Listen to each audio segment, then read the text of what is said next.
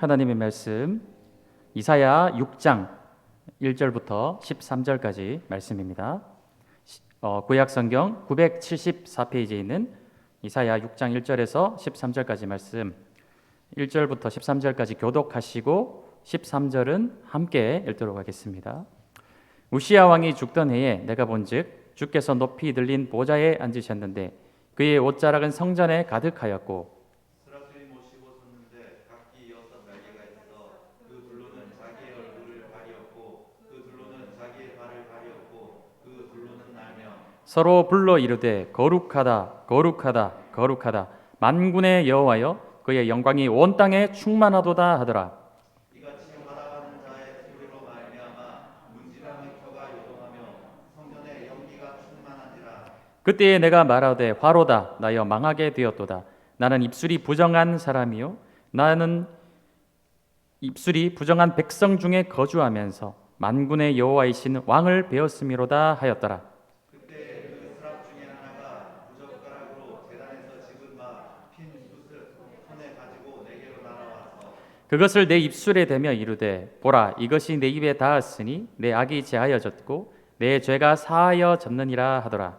내가 또 주의 목소리를 들으니 주께서 이르시되 내가 누구를 보내며 누가 우리를 위하여 갈고 하시니 그때 내가 이르되 내가 여기 있나이다 나를 보내소서 하였더니 여호와께서 이르시되 가서 이 백성에게 이르기를 너희가 듣기는 들어도 깨닫지 못할 것이요 보기는 보아도 알지 못하리라 하여 이 백성의 마음을 용성하게 하며 그들의 귀가 막히고 그들의 눈이 감기게 하라. 염려하건대 그들이 눈으로 보고 귀로 듣고 마음으로 깨닫고 다시 돌아와 고침을 받을까 하노라 하시기로. 내가 이르되 주여 어느 때까지이니까 하였더니 주께서 대답하시되 성읍들은 황폐하여 주민이 없으며 가옥들에게는 사람이 없고 이 토지는 황폐하게 되며 여호와께서 사람들을 널리 옮기셔서 땅 가운데 황폐한 곳이 많을 때까지 함께 하겠습니다. 그 중에 10분의 1이 아직 남아 있을지라도 이것이 황폐하게 될 것이나 밤나무와 상수리 나무가 배임을 당하여도 그 그루터기는 남아 있는 것 같이 거룩한 씨가 이 땅에 그루터기니라 하시더라. 아멘. 이사야 6장 1절 말씀을 보시면 이 말씀이 이사야에게 임하였을 때 시절은 우시야 왕이 죽던 해라고 이제 말씀하고 있습니다. 우리가 우시야 왕은 역대하 말씀을 보게 되면 잘 소개가 되어져 있는데 그의 평생에 하나님께 충성하면서 열심히 나라를 잘 다스리고 통치하였던 그런 왕이에요. 그러나 안타깝게도 말년에 교만한 마음이 그에게 더하여져서 제사장만이 감당할 수 있는 제단에 분향하는 일을 왕의 신분으로서 그것을 월권을 하다가 그만 나병에 걸려서 비참하게 노년을 보낸 왕이 바로 우시야 왕이었습니다. 이 우시야 왕이 죽던 해에 하나님의 말씀이 임하였다라는 것이죠. 그때 이 백성들의 모습은 어떠하였는가? 남쪽 유다 같은 경우에는 제사장과 지도자들이 그나마 훌륭한 모습으로 돌아가고 있는 상황이었지만 이미 한 번 기울어진 백성들의 타락이 점점 가속하여져서 지도자들과 선지자들이 아무리 외쳐도 백성들이 하나님께로 잘 돌아오지 않던 타락한 시절을 보내고 있었던 것이 남유다의 모습이었어요. 그렇다면 북이스라엘의 모습은 어떠했을까요? 북이스라엘은 거의 멸망하기 직전의 상황에 있었던 것이 바로 북이스라엘의 모습이었어요. 북이스라엘은 계속해서 여로보암 이후로 우상을 숭배하고 하나님께 배신하고 배도하였던 그런 북쪽 이스라엘이 아니겠습니까? 그런 북쪽 이스라엘이 이제 그냥 몇 해만 지나면 망하게 되는 그런 직전의 상황에 있었던 것이 바로 우시야 왕이 죽던 해에 즈음에 있었던 그런 성경의 배경이 되겠습니다. 그때 하나님께서 이사야를 찾아오셔서 이사야를 선지자로 부르시는 소명을 주시는 장면이 오늘 우리가 읽은 이 본문 말씀이 되겠다라는 것이죠. 좀 두 부분으로 나누어서 보게 되면 1절부터 7절까지는 하나님이 이사야를 찾아오셔서 선지자로 이게 부르시며 그를 정결케 하시는 그런 장면이 되겠고 8절부터 13절은 우리가 너무나도 잘 아는 말씀 아니겠습니까? 누가 나를 위하여 갈까 했을 때 제가 여기 있습니다 하면서 나를 보내소서 하는 그런 하나님 이사야에게 소명을 주시며 전할 메시지를 주시는 장면이 8절부터 13절까지 말씀에 나와 있다는 것이죠. 먼저 1절부터 4절까지의 말씀을 우리가 다시 한번 보게 되면 이 말씀은 하나님의 그 거룩하신 영광이 온 세상 가득히 충만해 있다는 것을 말씀하고 있어요. 주님께서 높이 들린 보좌에 앉으셨는데 그의 옷자락이 온 이 땅에 가득하더라 이렇게 말씀하고 있죠. 그리고 스랍들이 좌우에 서서 외쳐대는 소리가 무엇입니까? 거룩하다 거룩하다 거룩하다 이렇게 외칠 때 그 소리가 또 온 땅에 충만히 진동하는, 문지방이 진동을 하고 온 세상이 충만한 그 하나님의 영광을 1절부터 4절까지 말씀을 하고 있다라는 거예요. 하나님의 영광은 온 땅 가득히 충만해 있는데 제가 처음에 말씀을 드렸죠. 이때 남유다와 북이스라엘의 상황은 어떻습니까? 하나님의 영광이 가득한 것처럼 보이나요? 남유다와 북이스라엘의 상황은 어떻습니까? 하나님을 배신하고 배도하고 우상을 섬기며 온 천지가 그냥 죄악으로 가득 차 있는 그런 상황이었어요. 그런데 어떻게 하나님의 영광이 땅 가운데 가득하다라고 말씀하실까? 이 모순되는 그런 말씀이 아니겠습니까? 여기에 대해서 제가 한 가지 예를 들어드리도록 하겠습니다. 제가 한 3년 전에 태풍이 지나가는 그런 날, 또 하필이면 일정이 이게 맞아떨어져서 비행기를 타게 되었어요. 태풍이 막 오고 있어서 막 지나가는 상황이었습니다. 그래서 대구에 있는 공항으로 가기 위해서 울산에서 막 운전을 해가지고 가는데 태풍이 얼마나 심하게 불면 차가 막 휘청휘청하고 막 난리예요. 그래서 이 가는 길 내내 비행기가 이거 결항되는 거 아닌가 해서 일정을 체크했는데 또 비행기는 결항이 되지 않고 또 뜬다고 이렇게 계속 나와 있어서 일단은 이제 대구까지 가는 길 가운데 엄청 위험한 상황이지만 도착을 했어요. 근데 비행기를 타는 순간에도 여전히 이제 태풍이 그치지 않고 막 비바람이 막 불고 치는 그런 상황이었습니다.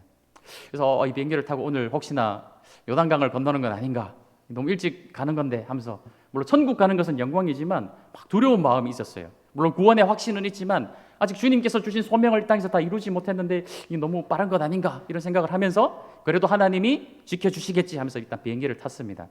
비행기가 이제 이륙을 하는데 막 비바람이 치니까 비행기가 막 요동을 쳐요. 막 뚝 떨어지는 느낌도 나고. 그래서 막 어떻게 비행기가 이륙을 했습니다. 그래서 막 올라가가지고 비구름을 뚫고 올라가는 순간 어떻게 되었을까요? 찬찬한 이 구름이 탁 펼쳐지면서 하늘에 그때 밤이었거든요. 아주 맑은 달이 탁 떠 있는 모습을 제가 딱 보게 되었어요. 그러니까 이 땅은 어떻습니까? 막 태풍으로 인해서 난리가 치지만 그것을 뚫고 올라가니까 언제 그랬냐는 듯이 밤하늘에 아주 밝은 달이 찬찬하게 이 땅을 비추고 있는 모습을 보게 되었다는 것이죠. 그 달빛은 어디로부터 오는 것인가요? 비록 지금은 밤에라서 보이지 않지만 어디선가 365일 24시간 끊이지 않고 아주 밝게 빛나고 있는 그 태양빛이 아주 밝게 빛나고 있기 때문에 달이 그 빛을 반사하여서 지구를 향해 비춰주고 있는 것이죠. 바로 이러한 모습이라는 거예요. 하나님의 변함없는 영광, 창세 이전부터 시작되었던, 영원 전부터 시작되었던 그 하나님의 영광은 단 한순간도 변함없이 이 온 천지 만물 가운데 가득히 있다라는 것입니다. 그러나 하나님이 지으신 이 창조 세계 안에서는 어떤 일이 벌어지고 있을까요? 하나님을 영광스럽게 할 때도 있지만 또 온갖 인간의 죄악으로 인해서 아주 태풍이 부는 것처럼 어두운 시절을 보내고 있을 수도 있다라는 것이죠. 그렇다고 해서 이 땅이 어둡다고 해서 하나님의 영광이 가려지고 있나요? 그렇진 않다라는 것입니다. 하나님의 영광은 단 한순간도 변함없이 온 세상을 향해 가득히 충만하게 비춰지고 있다라는 것을 우리는 알아야 된다라는 것이죠. 예수님께서 우리에게 이렇게 말씀하셨습니다. 진주를 돼지에게 던지지 말라 이렇게 말씀하셨어요. 왜 진주를 돼지에게 던지지 말라고 하셨을까요? 돼지는 진주의 값어치를 모르기 때문이죠. 돌덩어리나 진주나 돼지에게는 아무 소용이 없어요. 그래서 이 비싼 진주를 돼지는 밟아서 상하게 만드는 것이 바로 돼지입니다. 우리가 금광 안에 들어가 있어도 그곳이 금광인지를 모르는 사람은 어떨까요? 그냥 어두컴컴한 곳에서 금인지 돌인지도 모르고 그냥 있다가 나오게 되는 거예요. 이것을 지금 말씀드리는 것은 무엇이냐? 우리가 이 땅 가운데 참 어둡고 어려운 시절을 보내고 있지만 여전히 그래도 하늘을 보면 태양빛이 365일 변함없이 우리를 향해 비춰주고 있는 것처럼 하나님의 영광은 변함이 없어요. 그러나 우리는 우리의 시선이 땅으로 향하여 있기 때문에 이 땅에 흘러가는 그런 세상의 어떤 모습을 바라보면서 하나님의 영광을 보지 못하고 우리의 눈이 가리워지는 순간이 너무나도 많다라는 것이죠. 그래서 하나님의 백성들이 해야 될 일은 무엇이냐? 365일 변함없이 이 땅의 상황이 어떠할지라도, 내 상황이 어떠하든지 내 주변의 상황이 어떠할지라도 여전히 나에게 강하게 비춰주고 계시는 그 하나님의 영광을 볼 줄 아는 눈을 뜰 수 있어야 된다는 거예요. 진주를 볼 줄 아는 눈을 뜰 수 있어야 된다는 거예요. 금광 안에 들어가서 이게 금광이 금인지 아닌지를 볼 수 있는 눈을 뜰 수 있어야 된다는 거예요. 그 값어치를, 내 주변에 지금 여전히 유효한 하나님의 영광을 볼 줄 아는 눈이 어두워져 있으면 우리는 늘 나의 상황을 바라보면서 일희일비하면서 오늘은 하나님이 나에게 좋은 일을 주시는 것 같고 어떤 나라 하나님의 영광이 나에게서 떠난 것 같고 일희일비하는 그런 삶을 살 수밖에 없다는 것입니다.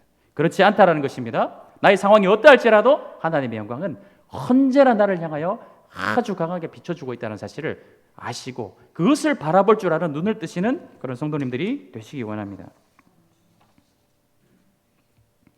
근데 5절 말씀을 보게 되면 이렇게 말씀하고 있어요. 이사야가 이렇게 이야기합니다. 그때에 내가 말하되 화로다 나여 망하게 되었도다 이렇게 말씀하고 있죠. 하나님의 크신 영광을 바라본 이사야의 반응은 어떠합니까? 긍정적인 반응이 아니라 이제 내가 망하게 되었도다. 난 이제 죽었다라고 이야기하고 있는 거예요. 난 이제 끝났다라고 이야기하고 있는 거예요. 왜 그렇습니까? 하나님을 만났는데 그 크신 하나님의 영광을 목도하게 되었는데 왜 이사야는 자기 자신이 망하게 되었다라고 말하고 있는 것일까요? 우리가 어떤 압도적인 존재를 만나게 되면 자기 자신이 매우 초라하게 되는 것을 이제 느끼게 되는 것이죠.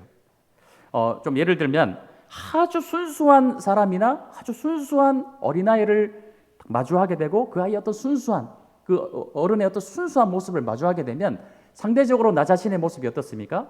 죄가 많은 것 같고 타락한 것 같은 모습을 보게 되는 것이죠.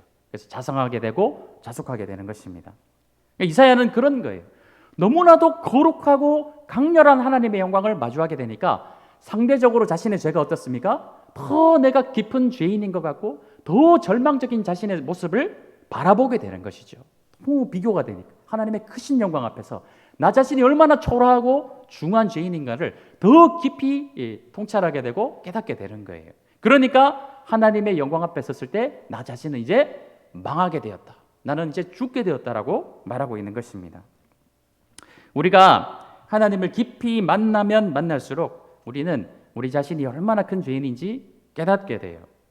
우리가 하나님을 아는 깊이와 넓이가 더 깊어지고 넓어지면 넓어질수록 나 자신이 얼마나 더 깊이 있는 죄인이며 넓은 죄인인지를 비례해서 깨닫게 되는 것이죠.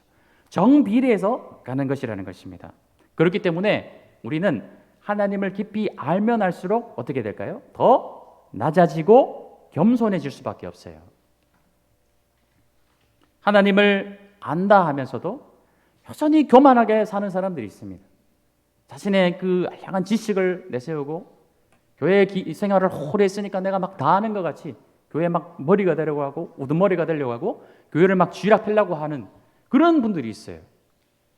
하나님을 알면 알수록 벼가 익으면 익을수록 어떻게 됩니까? 고개를 숙이는 것처럼 하나님을 깊이 알면 알수록 사람은 그것이 정말 진정 깊이 있는 하나님을 알아간다면 낮아질 수밖에 없고 겸손해질 수밖에 없고 빌립보서 2장에 나와 있는 것처럼 예수님의 그 겸손을 따라가며 본받아질 수밖에 없는 것이 바로 하나님을 아는 지식이라는 것입니다.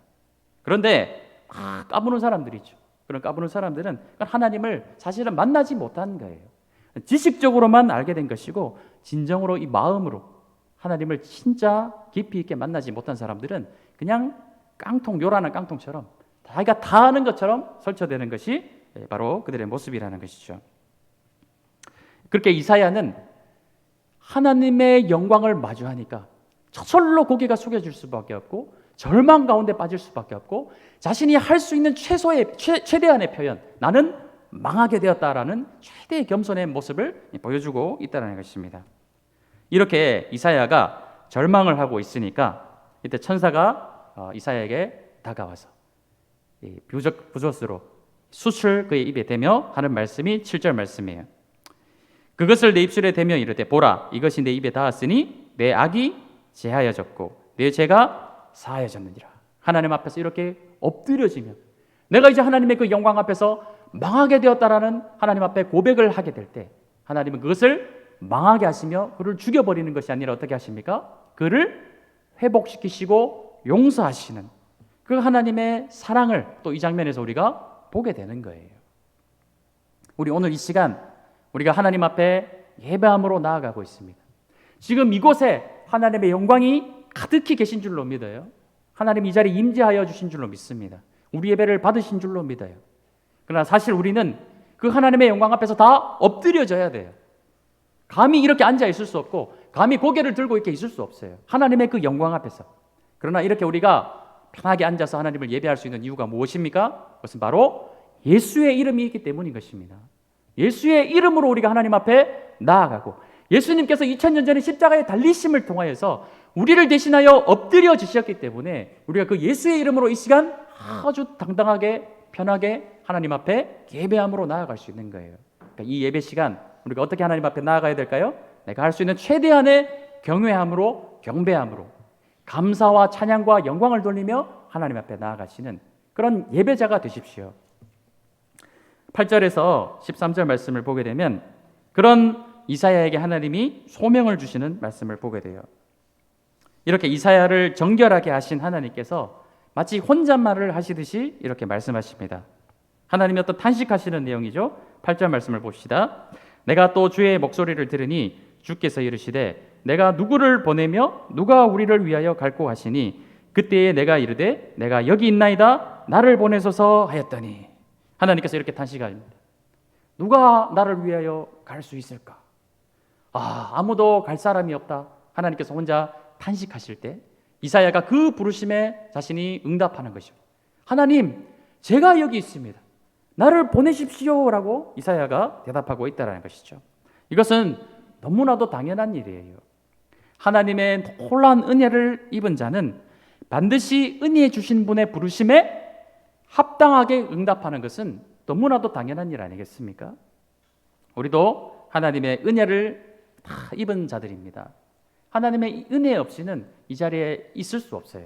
하나님의 은혜를 받고 주님 앞에 나아가고 계신 우리 사랑하는 새로운 성도 여러분, 하나님께서 여러분에게 사명을 주시며 부르실 때 그 사명에 뺀질뺀질하게 이것 재고 저것 재고 다 계산기 두드려서 내가 이것을 했을 때 나한테 좀 도움이 되는데 이거를 맡았을 때는 나한테 도움이 별로 안 될 것 같아. 손익을 계산하시는 것이 아니라 나는 하나님의 전적인 은혜를 입은 존재이니 하나님이 어떤 일로 나를 부르실 때라도 예 하나님 제가 여기 있습니다. 누가 나를 위해 갈 수 있을까? 그때 하나님 제가 여기 있습니다. 나를 보내소서라고 주님 앞에 당당히 그 부르심에 순종하며 나아가시는 그런 성도님들이 되십시오. 만약 예수님이 우리를 향하여 계산기를 두드리셨으면 어떻게 됐을까요? 십자가 사건은 결코 나타날 수 없는 사건이었어요. 주님은 우리에게 계산을 하지 않으셨습니다. 손익을 보지 않으셨어요. 전적으로 그 자신을 하나님 앞에 내어드리고 우리를 위하여 대신 희생제물이 되어주신 분이 바로 예수님이신 거예요. 손익을 계산하지 마시고 우리는 전적인 하나님의 은혜를 입었으니 내 모든 것을 다 내어드려도 부족한데 그러나 다 지금 우리가 이 땅의 삶을 살아야 되니까 다 드릴 수 없지만 마치 다 드리는 것과 같은 마음으로 내 자신의 삶을 주님 앞에 드리시는 그런 우리 성도님들이 되십시오. 그런데 하나님께서 이사야를 부르시고 이사야에게 세상으로 나아가서 전하라고 한 메시지를 우리가 한번 보게 되면 좀 의아한 생각이 들게 돼요. 9절 말씀 보십시다. 여호와께서 이르시되 가서 이 백성에게 이르기를 너희가 듣기는 들어도 깨닫지 못할 것이요 보기는 보아도 알지 못하리라 하여 이 백성의 마음을 둔하게 하며 그들의 귀가 막히고 그들의 눈이 감기게 하라. 염려하건대 그들이 눈으로 보고 귀로 듣고 마음으로 깨닫고 다시 돌아와 고침을 받을까 하노라. 어떤 메시지입니까? 이사야를 불러서 네가 세상에 가서 복음의 메시지를 선포하고 이 백성들을 하나님께로 되돌리켜라 이런 메시지가 아니라 반대의 메시지가 전해지고 있죠. 이 백성의 눈을 닫고 귀를 들어서 이 백성이 회개치 못하게 하라. 그들이 복음의 메시지를 듣고 마음을 돌이켜 주님 앞에 나올까 봐 하나님이 염려가 된다라고 오히려 말씀하고 계시는 거예요. 이게 어떻게 된 메시지입니까? 보통 선지자를 부르실 때는 세상을 향하여 회개하라 선포하는 메시지를 전해주시는데 지금은 오히려 반대의 메시지를 주고 계시다라는 거예요. 아주 의아한 그런 모습을 우리가 보게 되는 것이죠. 근데 이것은 이사야를 1장부터 읽어 나가야 이해가 되는 그런 말씀입니다. 1장부터 4장까지는 이 이스라엘을 향한 하나님의 계획들이 나와 있어요. 하나님의 사랑과 공의로 이 패역한 이스라엘을 어떻게 회복시키실 것인가라는 말씀이 1장부터 4장까지 나와 있고 그 메시지가 선포되는 것을 보게 됩니다. 그런데 5장에 보면은 포도원의 비유를 통해서 하나님이 극상품 포도를 그 밭에 심으셨는데도 불구하고 아주 저질인 들포도 열매를 맺는 이스라엘의 모습을 또 적나라하게 5장 말씀에서 보여주고 있어요. 그래서 6장 말씀에 오면 하나님께서 이렇게 말씀하시는 거예요. 내가 저 이스라엘을 사랑하고 그들을 다시 돌이키려고 이렇게 노력하였는데도 불구하고 그들에게 나오는 열매는 여전히 좋은 열매가 아니라 아주 악한 열매가 모여지는 모습을 보면서 하나님이 탄식하시는 모습이죠. 이사야야, 네가 가서 저것들을 내가 포기하는 것 같은 나의 이 애끓는 심정을 저희들에게 전해주어라 라고 말씀하는 장면이 바로 이사야 6장에 나와 있다는 것입니다. 이 말씀을 훗날 예수님께서 그대로 사용하시는 것을 보게 돼요. 마태복음 13장 말씀인데 우리 문 집사님께서 한번 좀 띄워주십시오. 이 마태복음 13장은 예수님께서 씨 뿌리는 비유를 말씀하시고 나서 나오는 그런 내용이에요. 네 가지 밭의 비유를 알고 계시죠? 씨 뿌리는 자가 씨를 뿌릴 때 하나는 길가에, 하나는 가시밭에, 하나는 돌짝밭에, 하나는 좋은 밭에 뿌려져서 각각의 열매의 모습이 맺혀지는 것을 예수님께서 비유로 말씀하셨어요. 이 비유로 말씀하시니까 제자들이 의아해서 물어봅니다. 예수님 왜 비유로 말씀하십니까? 이렇게 물어보죠. 그때 예수님께서 말씀하신 대답의 내용이 13절부터 15절까지 나와야 되는데 우리가 한 목소리로 함께 읽도록 하겠습니다. 시작. 그러므로 내가 그들에게 비유로 말하는 것은 그들이 보아도 보지 못하며 들어도 듣지 못하며 깨닫지 못함이니라. 이사야의 예언이 그들에게 이루어졌으니 일렀으되 너희가 듣기는 들어도 깨닫지 못할 것이요 보기는 보아도 알지 못하리라. 이 백성들의 마음이 완악하여져서 그 귀는 듣기에 둔하고 눈은 감았으니 이는 눈으로 보고 귀로 듣고 마음으로 깨달아 돌이켜 내게 고침을 받을까 두려워함이라 하였느니라 말씀하고 있죠. 예수님도 이 이사야의 말씀을 인용하시는데 13절 말씀을 다시 보십시오. 무엇이라 말씀하고 있습니까? 예수님이 비유로 말씀하시는 이유가 뭐예요? 비유로 말씀하시는 이유가 그들이 보아도 보지 못하며 들어도 듣지 못하며 깨닫지 못하기 때문에 내가 비유로 말하는 거다라고 말씀하고 있어요. 우리가 보통 흔히 대화를 할 때 상대방이 잘 못 알아듣는 것 같으면 쓰는 것이 무엇입니까? 내가 예를 들어줄게. 내가 비유를 들어서 이야기해줄게. 사실 이 비유라는 것은 어떤 말하는 것을 감추기 위함이 아니라 어떤 것입니까? 더 잘 드러내기 위해서 쓰는 것이 바로 비유라는 거예요. 상대방이 잘 못 알아들으니까 알아듣기 쉽게 하려고 쓰는 것이 비유라는 것이죠. 그래서 예수님은 이것을 비유로 말씀하고 계시는데 그런데 이 비유를 듣는 백성들의 마음이 어떻다는 것입니까? 완악하여져서 이 비유를 지식적으로는 알아듣지만 어떻게 한다는 거예요? 지식적으로 머릿속으로 들어간 이 말씀을 마음으로 인정하고 용납하고 깨닫지 않도록 스스로가 어떻게 한다는 거예요? 눈을 닫고 귀를 닫아버린다는 그런 예수님의 말씀인 거예요. 더 잘 알아들으라고 비유로 잘 설명하여 줘도 이들은 그 마음의 문을 닫아버리고 그 마음이 완악함으로 이 말씀을 받지 않아서 그들이 마음이 돌짝밭에 떨어진 씨앗과 같이 가시밭에 떨어진 씨앗같이 아주 악한 열매를 맺는 그 모습을 보면서 예수님께서 이 말씀을 인용하고 계시다라는 것이죠. 오늘 다시 본문으로 돌아와서 이사야의 말씀은 현재 이 이스라엘과 남유다의 백성들의 상태를 정확하게 보고 계시는 아버지의 마음을 표현한 그런 말씀이에요. 이사야에게 지금까지 있었던 이사야 이전의 선대의 여러 선지자들에게 주었던 회개의 메시지를 가지고 네가 이 땅에 가서 하나님의 말씀을 전하더라도 어떻게 된다라는 거예요. 이사야가 이 시간 하나님의 말씀을 받아가지고 이 땅에 가서 전하더라도 이 백성들은 여전히 마음을 닫고 눈을 닫고 귀를 닫아서 그 말씀을 받지 않을 거야. 그러니까 이 백성들이 돌아오지 않을 거야 라는 하나님의 안타까운 마음을 반어적으로 표현하고 계신 하나님의 마음의 메시지라는 것입니다. 그래서 그들을 마치 심판하실 것처럼 말씀하고 계세요. 그러나 이사야의 결론은 어떻게 되느냐? 하나님은 이 백성들을 반드시 회복시키실 것을 말씀하고 있어요. 그것이 6장 말씀에도 나와 있죠. 6장 13절 말씀을 보면 그 중에 10분의 1이 아직 남아 있을지라도 이것도 황폐하게 될 것이나 밤나무와 상수리 나무가 배임을 당하여도 그 그루터기는 남아 있는 것 같이 거룩한 씨가 이 땅에 그루터기다 말씀하고 계세요. 완전히 뿌리를 뽑는 것이 아니라 이 땅에 그루터기를 남겨두어서 그것을 통하여 반드시 회복시키시는 하나님의 회복의 메시지가 바로 이사야의 메시지인 것입니다. 하나님이 이 강단을 통하여서 늘 우리에게 말씀을 주시지 않습니까? 하나님의 말씀이 늘 선포되고 있어요. 어떤 날은 이 말씀이 참 내 말씀인 것 같고 나에게 좋은 말씀인 것 같아서 마음을 활짝 열고 이 말씀을 받을 때도 있지만 또 어떨 때는 어떻습니까? 내 마음에 거치는 돌같이 이 말씀들이 다 튕겨나가는 것 같을 때도 사실 있지 않습니까? 나의 이 좋지 않은 환부를 찌르는 것과 같이 나의 부끄러움을 막 드러내는 것 같이 막 그런 때도 있다라는 것이에요. 그러나 그런 때도 어떻게 해야 됩니까? 하나님의 말씀에 대해서 눈을 닫고 귀를 닫고 내 마음을 닫는 것이 아니라 어떠한 하나님의 말씀이 선포되든지 우리가 마음을 활짝 열고 마음에 좋은 밭이 되어서 그 말씀이 30배, 60배, 100배의 결실을 맺게 하는 하나님의 귀한 말씀이 극상품 포도 씨앗이 이 우리 마음의 밭에 심겨졌는데 들포도 열매를 맺지 않도록 그래서 하나님의 마음을 아프게 하지 않도록 좋은 열매를 맺으시는 우리 성도님들이 되십시오. 하나님의 은혜는 그럼에도 불구하고의 은혜인 것입니다.